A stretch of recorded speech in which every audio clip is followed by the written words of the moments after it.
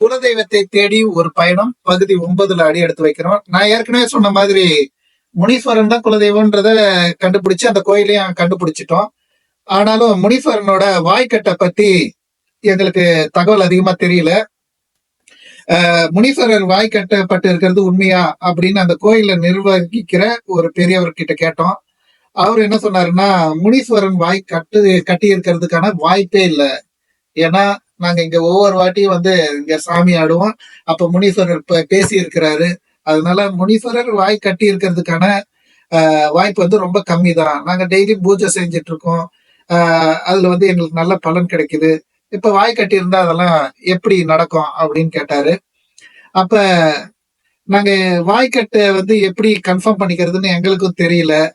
அப்ப இதுக்கு நடுவுல என்ன நடந்துச்சுன்னா, நாங்க வாய்க்கட்டை பத்தி ரொம்ப டீட்டெயிலா பேசணும் அவங்க கிட்ட. அப்ப அந்த பெரியவர் ஒரு ஐடியா சொன்னாரு.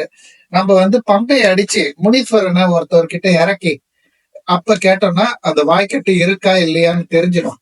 அதுக்கான ஏற்பாடை பண்ணுவோம். அப்ப முனீஸ்வரனோட வாய்க்கட்டு இருக்கா இல்லையான்னு தெரிஞ்சிடும் அப்படின்னு சொன்னாரு. நல்ல ஐடியா பட்டுச்சு. அதுக்கான ஏற்பாடை செஞ்சோம்.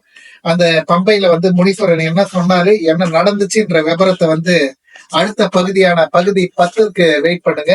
நிறைய விஷயங்கள் உங்களுக்கு தெரிய வரும்.